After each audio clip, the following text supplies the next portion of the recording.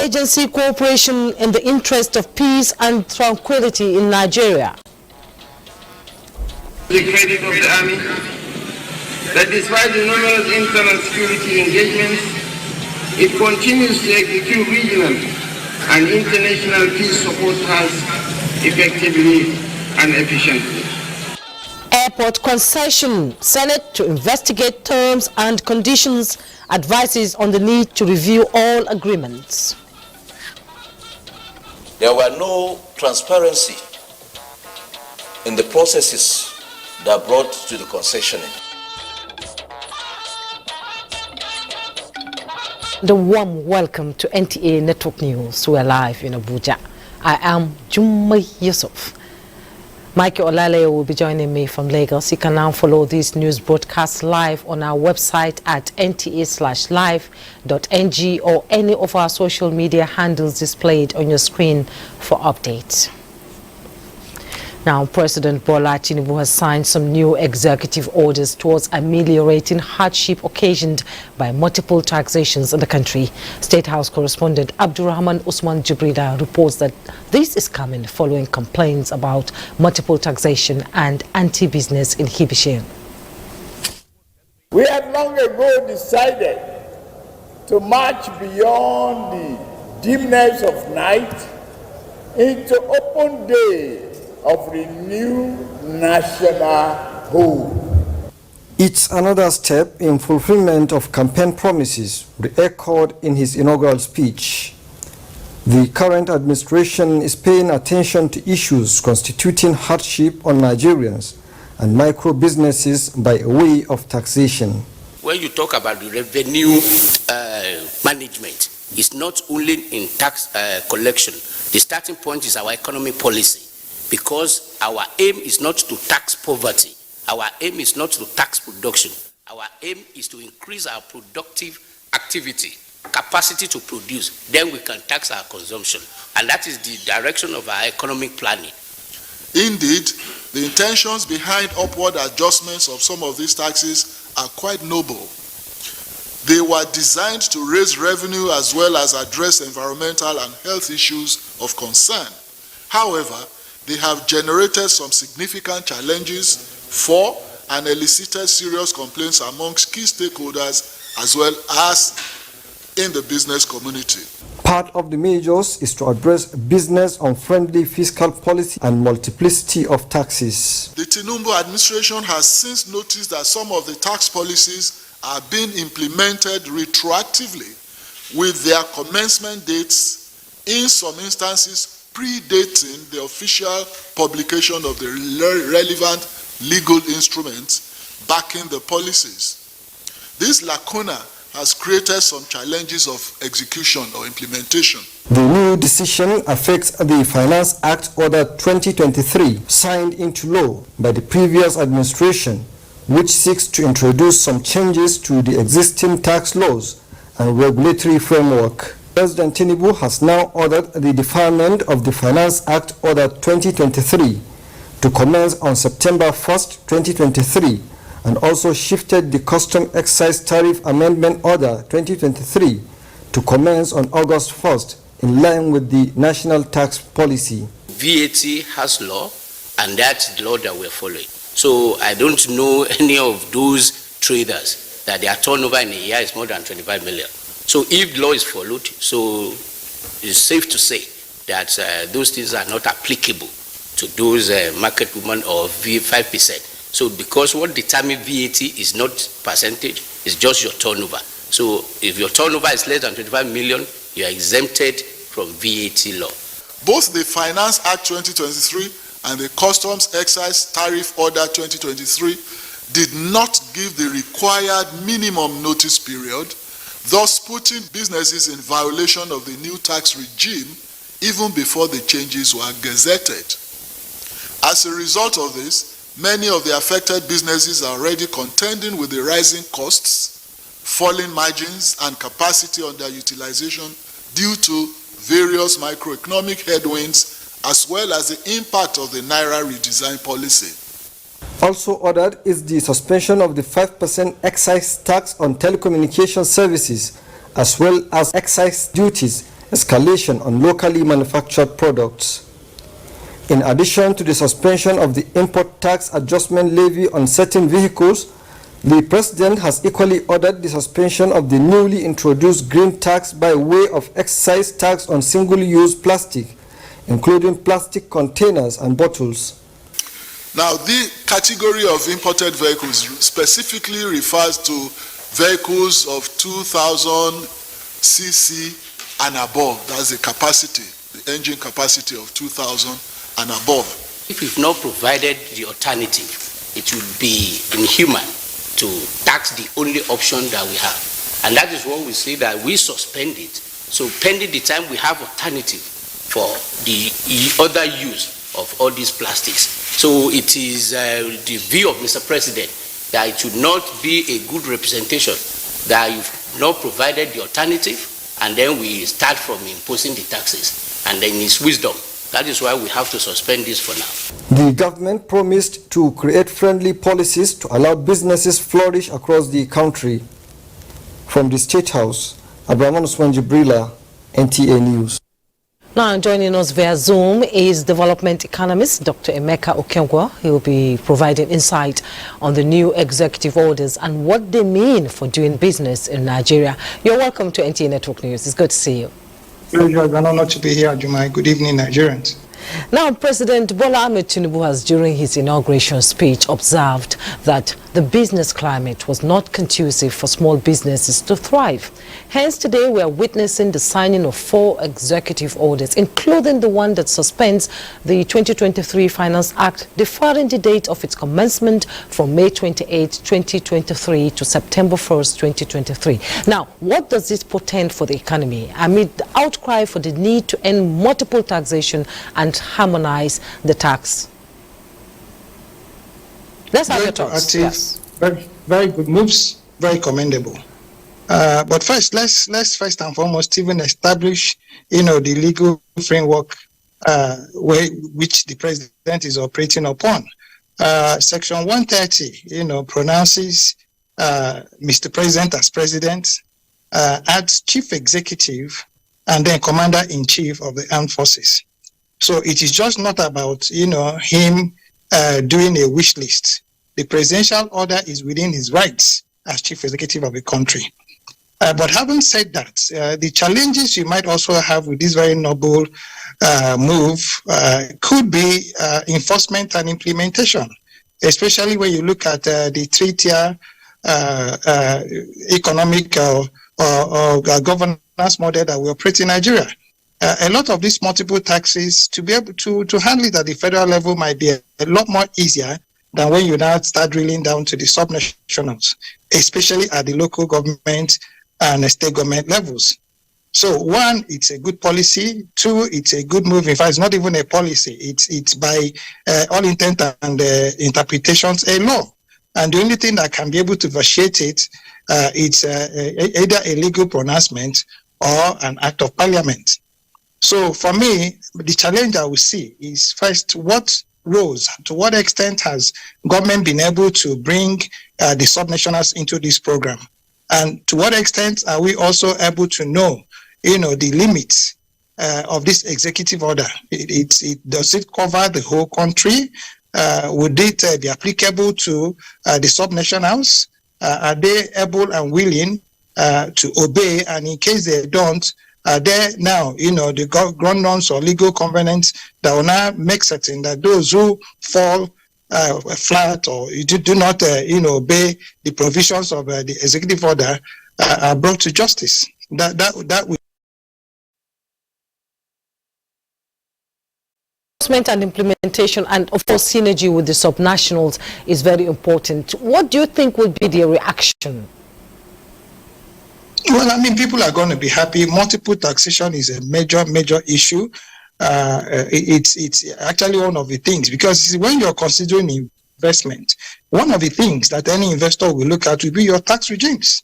And the moment you have this simplified tax regime, and then the person knows, what is taking in, what is investing, and then what is paying as taxes, and then how he's going to repatriate his funds, it makes it a lot easier for you to be able to plan your investment.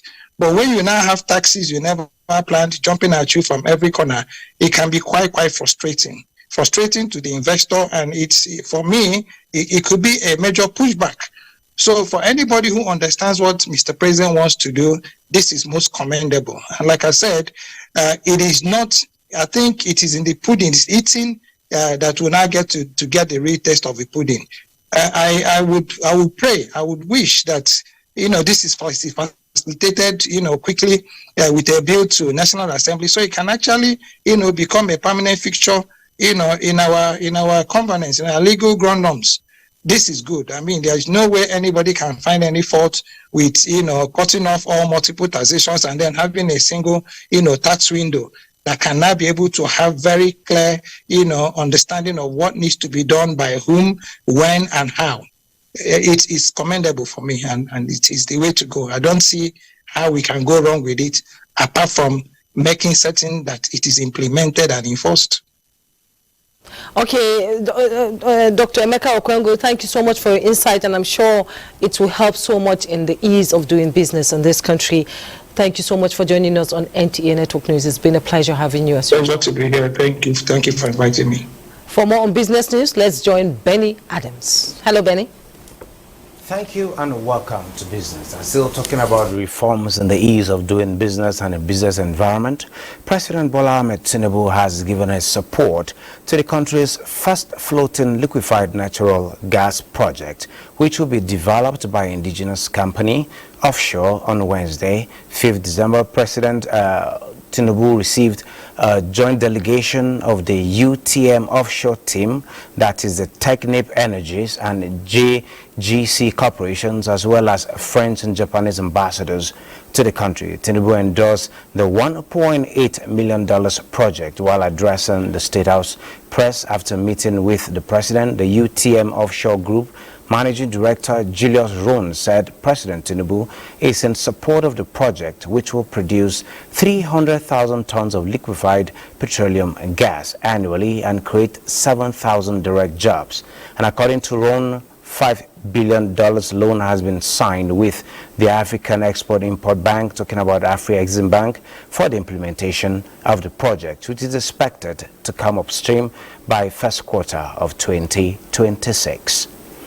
And still talking development in the energy sector, the federal government has also revealed that it plans to recover 553 billion naira in unremitted taxes owed by international petroleum shipping companies operating in Nigeria. This was disclosed on Wednesday by the Director of International Tax, Federal Inland Revenue Service, Abdullahi Aliu, during a summit organized by the Nigerian Chamber of Shipping, themed sensitizing the Nigerian maritime industry on the new tax policy and objectives. Aliu added that the sum was accrued from 2010 to 2019 and would be beneficial towards increasing government revenue. Well, business news continues with Jummai. Thank you, Benny. There is hope in sight for the suspended population and housing census, as President Bola Ahmed Tinubu has expressed concern over the delay in conducting another enumeration in the country since the last exercise done in 2006. The president debriefed chairman of the National Population Commission, NPC, Nasir Isakwara, who led his management staff to the presidential villa. State House correspondent Musba'u Danwahab reports. National Population Commission NPC management returned to the State House to pick up from where they left off with the previous administration. In the midst of uncertainties, they hoped for a clearer future. After a meeting with the immediate past president in May, the ball was passed to the court of the current administration to decide the fate of the 2023 enumeration exercise. And for his decision-making, the ground covered and procurements made so far are here for the consideration of the president. We may have to incur additional expenses if we stay much longer than necessary. Conducting a digital census is not cheap. And mind you, this is like a foundational census. Subsequent censuses will not be this expensive because we've establish a frame that we can only be updating. The exercise is considered long overdue, and the president is hoping the delay would be maximized by producing credible and reliable data. But MPC says the exercise would present many gains, including the geospatial data. This census is conducted, Nigeria will change completely, because in the process of preparing for the census, we're able to generate geospatial data that will bring in income to the government. That the geospatial industry by the year 2028 will be generating up to $145 billion, and Nigeria is poised right with the geospatial resources that we have generated in the course of preparing for the census to be part of those who will benefit from the geospatial industry. We have a unique schema that is identifying every locality in Nigeria, even up to the smallest settlements. And we are not just doing that, we are going beyond demarcating the country into rural and urban. We are going into 6 classification, which is the first time a country in Africa is doing this. The Commission also requested the President's approval for an additional 225.2 billion naira to cover training and field work allowances and the conduct of a second-class trial census. And so, the MPC management apparently got one of its desires, presidential support, but for the financial support and new date, they will have to wait a little longer. From the State House, Musbah and Wahab, NTA News. Meanwhile, a new survey that will show how Nigerians across various demographic groups in the country make use of their time is underway. The survey, to be conducted by the National Bureau of Statistics, is expected to contribute to the monitoring and evaluation of sustainable development goals and help in achieving targets related to poverty alleviation, education, health and gender equality. Mupla Dakon reports. Is said to be a universal currency for utilization of personal growth, societal progress and national development. In order for government and individuals to utilize this important productive commodity, stakeholders at this meeting are exchanging ideas on modalities and collaborations necessary for the success of a new time use survey for Nigeria. There are a lot of work that are being done by women within the household and outside the households, but are not estimated or accounted for to be incorporated into the way and manner in which we compute our GDP, which measure the size of our economy. The United Nations is particularly interested in the survey, given that women contribute 70% to agriculture and household unpaid duties, but earn just 10% of the country's resources. The United Nations representative to Nigeria and ECOWAS says the survey will make women's unpaid work more visible. Identify what is it that men and women, boys and girls, they spend their time in doing, and does this contribute to development? Does it contribute to economic growth? Does it contribute to well-being of the people? Statistician General of the Federation emphasized that as the world evolves with new ideas, so must Nigeria be up to date in terms of data production. In Abuja, Muplang Dakok, NTA News. Bilateral relations. The United States government has renewed commitment towards building resilience in Nigeria's critical sectors in line with federal government economic and investment policy frameworks. The U.S. acting ambassador to Nigeria, David Green, dropped the hint during a high-level engagement with the Gombe State Governor, Muhammadu Inuwa Yahya, on structural re-engineering of the grassroots. Abubakar Akwanga reports. This strategic session was at the instance of the U.S. acting ambassador to Nigeria, David Green, to Governor Muhammadu Inuwa Yahya of Gombe State, designed to seek greater mutual cooperation between the two entities. But the end of the fuel subsidy regime gave more life to the deliberation as the acting ambassador lost the federal government for the bold step taken to save the nation's economy from imminent collapse. And I believe that one of the ways in which the U.S.-Nigeria relationship is going to develop very strongly in the years to come is in terms of the direct engagement that we will seek to have with state governments in order to advance our shared goals. Improving either on education, the health sector, agriculture and industrialization, they're very, very key. They're the fundamentals on which we now extend and spread prosperity to the people. Gombe is now on the table with assurances of a more robust partnership to meet its 5-point priority and life-changing areas of human capital development in the state and beyond. Now, the new phase of engagement is expected to strengthen collaboration that will engender prosperity in agriculture, security, commerce and hospitality industry, which the jewel of the Savannah projects. In Abuja, Abubakar Akwanga, NTA News. Thanks for rejoining us. The federal government says it is conscious of the citizenry and pledged interagency cooperation to entrench peace and tranquility in Nigeria. President Bola Ahmed Tinubu said this at the grand finale of the Nigerian Army Day celebration 2023 and 160 years existence of the Nigerian Army. The president was represented by the Vice President Kashim Shettima at the colorful event.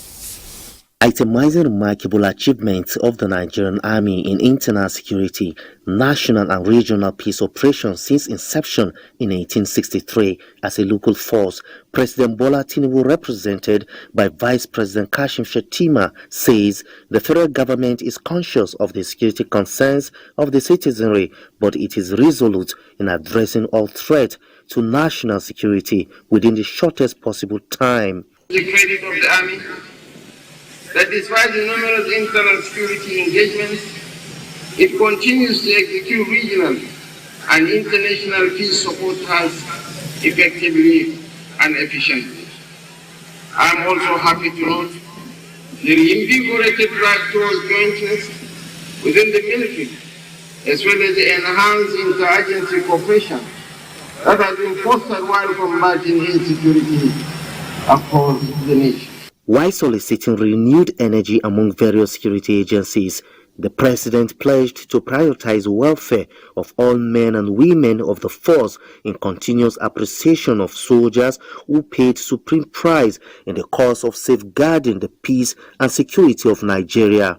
Chief of Army Staff Major General Lagbaja said remarkable achievements of Nigerian Army are worth celebrating and appreciated the depth of affection exhibited by the federal government to the Nigerian Army.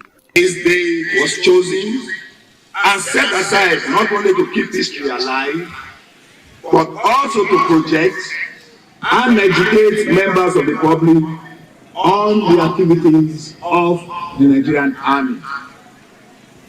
It also affords us the opportunity to showcase our contributions to the socio-economic and political development of our dear country. The event clamors with parade, display of equipment, and Chief of Army Staff commendation for outstanding gallant soldiers, and exhibition of artwork and other activities. To legislative matters, the House of Representatives has received a formal request from President Bola Ahmed Tinubu seeking the legislature's confirmation of the appointment of the service chiefs and chief of staff to the president. National Assembly correspondent Mitere Ikpen reports that Speaker Tajuddin Abbas read the president's request on the floor of the House during Thursday's plenary. President Bola Ahmed Tinubu noted in his letter that speedy confirmation of the appointments of the new service chiefs is necessary to boost internal security. This informed the review of our defense architecture and appointment of new leaders to work in synergy with one another to achieve the level of optimal performance expected of the military. While I hope that the request will receive the expeditious consideration and confirmation of the House of Representatives, please accept, Right Honorable Speaker, the assurances of my highest consideration. The House also adopted resolutions seeking an end to the spate of kidnappings and other forms of insecurity in parts of the country, particularly the southeast. The bandits and criminal elements have forced the Nigerian military to close traffic on the Hube-Isochi road. Acquire more combat helicopters so as to ensure proper surveillance of the entire areas of the Southeast and Nigeria in general. To urge Mr. President to use political intervention, diplomatic intervention, asking for his mercy to release Nnamdi Kanu to enable that zone to find a lasting peace. Following public concerns, the House urged the Federal Ministry of Health and the Nigeria Center for Disease Control to take necessary measures to contain the outbreak of diphtheria and other related diseases in the country. Diphtheria is a highly contagious vaccine-preventable disease. Make available the required vaccines in order to meet up the required demand. To take action and tackle the issue of open defecation. A resolution on the implementation of the Students' Loan Act was adopted. To constitute an ad hoc committee to convene a legislative summit on student loans and access to higher education with all stakeholders in the education sector. 19 bills passed first reading, including the Police Act Amendment Bill 2023. From the National Assembly, Mitaire Ikbe, NTA News. Nigerian senators urged the federal government to review the concession agreements of all airports in Nigeria. It also resolved to set up an ad hoc committee to investigate the terms and conditions of the concession with a view to advising the federal government appropriately. National Assembly correspondent Lami Ali reports.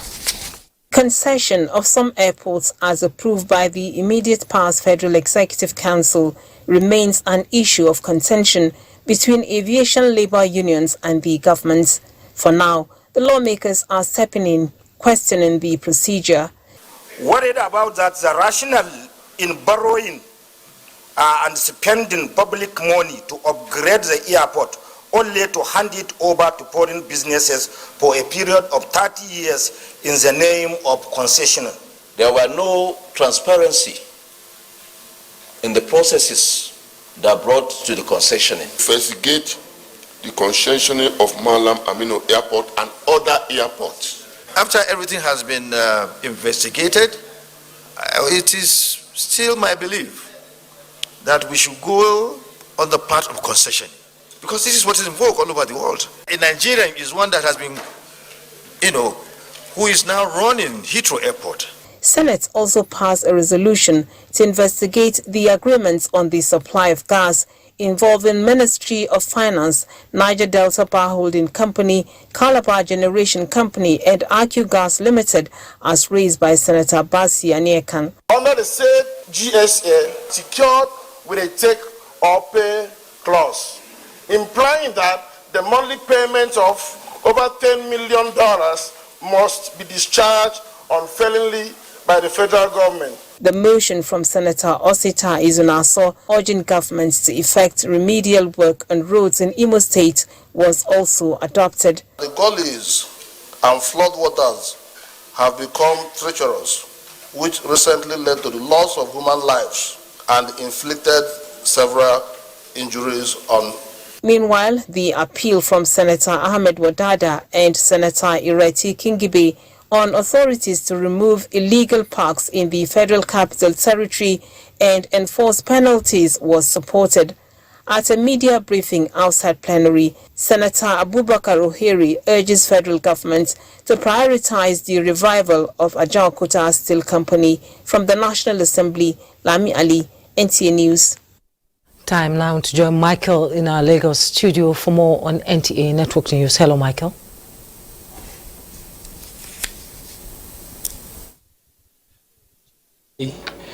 Despite the arrest of 60 suspects in connection with more than 500 seizures in 6 months, the Federal Operations Unit Zone A of the Nigeria Customs Service is still resolute in using intelligence-backed enforcement to impose legitimacy in the trade process.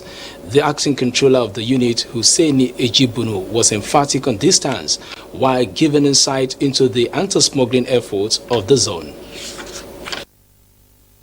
That you are free to move around. Intercepting 62 trailer loads of foreign rice within the first 6 months of the year is a feat that resonates with the customs quest of complementing the federal government's objective of stimulating local production. In addition to this, according to Acting Controller of the Federal Operations Unit Zone A, is the arrest of a smuggler notoriously known for attacking customs officers. Rice in the bush, on our way going. He shared a scenario in which the suspects, alongside others, barricaded the road somewhere in the Mekong axis of Ogun State before opening fire on officers. All of a sudden, they open fire. He condemned the act and noted that he is positive the judicial precedent, which granted the agency 11 convictions on offences related to assault on officers, will take its course. We are grossly incompetent to jail them, but we have all what it takes to put them in the cooler.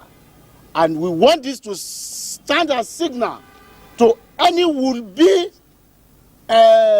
perpetrators of heinous crime to see and to note government will look for them and they will be dealt with accordingly.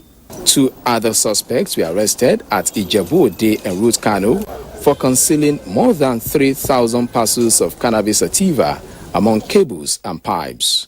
The customs said importation of illicit substances along the creek is assuming an alarming dimension, but promised to strengthen patrol. We are going to send all our intelligence officers through all the nooks and crannies, including the Lagos creeks. Within the 6 months of the Federal Operations Unit Zone A anti-smuggling intervention, goods with duty-paid value of 4 billion naira have been seized.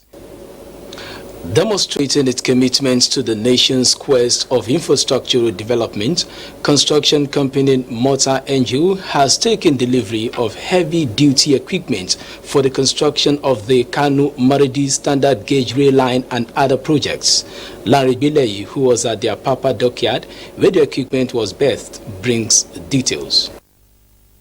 In 2019, federal government started the construction process of the 284-kilometer standard railway line from Kano to Maradi in Niger Republic. The project, estimated to go up $1.959 billion, will connect 3 states in northern Nigeria, Kano, Jigawa, and Katsina. To show capacity to undertake such enormous project, Mortar Angel Limited, the construction firm handling the project, shipped in heavy-duty equipment worth $200 million. They include wheel and backhoe loaders, excavators of various sizes, truck-mounted concrete pumps, concrete mixers, motor grader, and other machines. Logistic manager of the company, Nuno Colascio, described the acquisition as an investment in the present and long-term developmental goals of the nation. It's a massive project, and we believe that we must invest in good equipment, state-of-the-art equipment, so that we can do also the best construction possible. Therefore, we decided to do a big shipment of machines from China, which left China 45 days ago and arrived on Sunday here to the Lagos terminal.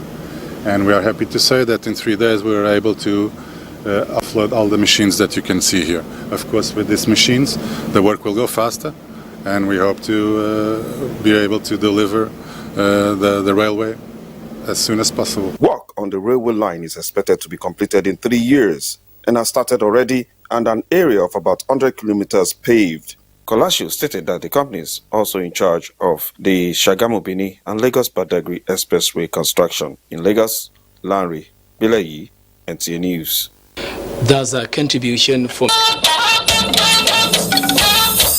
Welcome back. Now let's bring you up to speed with other news. As the Secretary to the Government of the Federation, George Akume, has reiterated the federal government's commitment to stamp out corruption in the country through stringent measures. The SGF was speaking while receiving the governing board of the International Anti-Corruption Academy, led by the chairman of the Independent Corrupt Practices and Other Related Offences Commission, ICPC, Professor Bolaji Owonsan Oye. Kenneth Nanim reports. Corruption is a global phenomenon, and the International Anti-Corruption Academy, based in Vienna, Austria, is seeking Nigeria's partnership on a law-based global campaign against the tide. Secretary to the Government of the Federation, George Akume, is confident of the political will of the present administration to stamp out corruption in the country.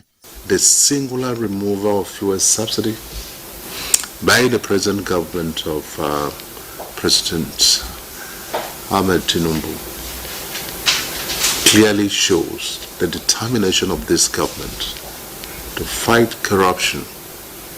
Nigeria would appear to be the only country in the world that was operating 4 forex windows in its economy. And this was being carried out by the central bank. This has been eliminated. Nigeria has been a strong partner in the past. Before COVID, COVID was a rupture and a lot of things came down a little bit. So this is one of the purposes of my visit here, to see how we can reinvigorate our cooperation, what we can do for you, what you request from us, and how we can work with your institution in our global agenda of fighting corruption. Earlier, the chairman of the Independent Corrupt Practices and Other Related Offences Commission, ICPC, Professor Bolaji Owasonwoye, explains that ICP's collaboration with the IACA will strengthen the capacity of the institution towards achieving its mandate. The visit of the Dean of IACA was also to identify other areas of partnership in line with its global mandate on manpower development as enshrined in the Sustainable Development Goals. Kenneth Nanim, NTA News. The National Examinations Council, NECO, has unveiled its online result verification and confirmation platform known as E-Verify, designed to perform dual purposes of instant result and institutional bulk verification. Olaiko Ojo tells us more about the online solution platform. Between 2020 and 2022, the National Examination Council says it received requests for verification and confirmation of results from 64 institutions across 37 countries, as well as 72 institutions in Nigeria. And due to the fact that falsification of results is becoming a recurring decimal and the growing need for verification and confirmation of results by institutions at home and abroad, NECO says it is time to introduce the E-Verify platform. With proper verification of candidates' results, institutions and businesses will run more efficiently, as they will be able to recruit the best applicants that are capable of learning faster and employees that can carry out their duties without or with minimal supervision. This unveiling of the E-Verify online platform signals the beginning of a new era of facts and authentic result checking from NECO by all stakeholders. And as a solution that guarantees instant authentication of academic and basic information, Permanent Secretary, Ministry of Education, Andrew Adejo says there will be increased confidence, risk reduction, as well as improved efficiency. Education managers in tertiary institutions, both home and abroad, will heave a sigh of relief that they won't go through the present arduous process of verification anymore. It will hopefully generate revenue and strengthen the financial base of NECO. One interesting thing about the E-Verify platform is its flexibility and real-time confirmation of results. The E-Verify platform is part of NECO's effort in meeting global standards and best practices. Olainka Ojo, NTA News. We'll take our last break. NTA News, we'll be right back. Do stay. In the heat of the summer, walking on the road feels like walking on hot coals. How do I cope with this heat? And how do I cope with that bad odor? By staying 5 degrees cooler. Body odor is caused by germs, and on hot days, the sweating and odor are more. That's why you need to get the new improved Dettol Cool Soap, which offers up to 5 degrees instant cooling sensation and protects you from 99.9% odor-causing germs. Up next, ladies and gentlemen, Yusuf. My body don't retire. No, it's not the same as if my legacy will not die. So simple. living every moment to the full. I'll be overloading your plan. All this life I get, I want to be celebrated. Tell me what you need from me now. I know what you need from me now. Send from heaven to you, baby. I can go the distance. Sunday on Nigerian Idol. Proudly sponsored by Techno and Biggie for every moment. The new Happic sachets. It has a thick formula, so all you need is just one sachet for your toilet bowl. It gives 10 times better cleaning and big savings too. Wow, Helen! Sparkling clean toilet with Happic sachet. That's wonderful. And that is what champions do. Now good football with a talk. He has nailed that. Now only GoTV fit give you all the La Liga. Game changer. Serie A. And it's into the net again. Premier League and other better football competitions. Get your GoTV decoder, GoTenna and 1 month GoTV Max subscription for only 9,900 naira. Terms and conditions apply. GoTV. Love it. You're welcome back. At the sidelines of the ECOWAS Council of Ministers meeting, a common goal is expected in achieving the desired economic growth in the West African sub-region and the Sahel. Garba Nata'ala reports that experts have renewed their commitment to meet the expectation of the region. For some time now, West African countries have been grappling on how to integrate the sub-region to focus more on intra-Africa trade, and in the past decade, analysis have been conducted. ECOWAS have put in place protocols to facilitate trade and free movement of persons among member states. At the meeting held in Guinea-Bissau, where 50 member states are represented by ministers and top government officials, they have reminded themselves on the need to attain full potential to achieve the ECOWAS objective. Instead of national policies, we want to have regional policies on communication, even on education and transport. We have some memorandums that will be presented so that by the time the ministers were able to endorse the memoranda, it will be taken to the head of state for them to adopt. In the past decade, nothing has changed. Coming back to the basics of ECOWAS, trade among ourselves, for me, that will open so many doors, including even accelerating the process towards a common currency. Why do you need a common currency? You need a common currency to facilitate trade. Hopes are high as positive outcomes are expected at the end of the Council of Ministers meeting, and so far member states have shown more commitment to utilize the already existing mechanisms put in place for trade and free movement of goods and services within the region to fast-track economic growth and development. From Guinea-Bissau, I am Garba Muhammad Natala, NTA News. Thank you, Natala. Up next is Sports Update with Ayodeji Makinde as our guide. Champion and record holder Toby Amuson says she is fit and firing ahead of the 2023 World Athletics Championship to be held next month in Budapest, Hungary. Amuson claimed a third consecutive hurdles event in a time of 12.70 seconds at the ongoing Athletics Federation of Nigeria National Trials at the Samuel Ogbemudia Stadium in Benin City. It's a lot of people that you're competing with. You have 7 more lanes, but it's best you focus on you because there's so much you can't control. And the only thing you can control is you and your race and your hurdles. So pressure, no. In football, the first phase of FIFA Member Association course for futsal, women and elite referees ended Thursday with 75 participants undergoing physical fitness tests and theoretical sessions at the Moshood Abiola National Stadium, Abuja. 4 FIFA instructors are in the country for the annual event, which enters the second phase with elite referees course on Friday. We have seen the energy, we have seen the future.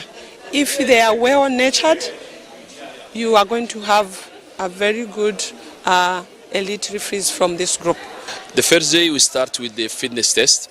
The result of fitness test was is not excellent. Excellent is 100%, but it's good. In tennis, German Alexander Zverev cruised into the second round with straight set 6-4, 7-6, 7-6 victory over Gisbrova at the Wimbledon Championship, while in the women's category, Caroline Garcia produced an exquisite performance to secure a 3-6, 6-4, 7-6 victory over Leila Fernandez, and next plays Maria Buskova in the next round. With sports updates, Ayodeji, Makinde, NTA News. Network news for tonight. Thanks so much for your time. I am Jummai Yusuf. Good night.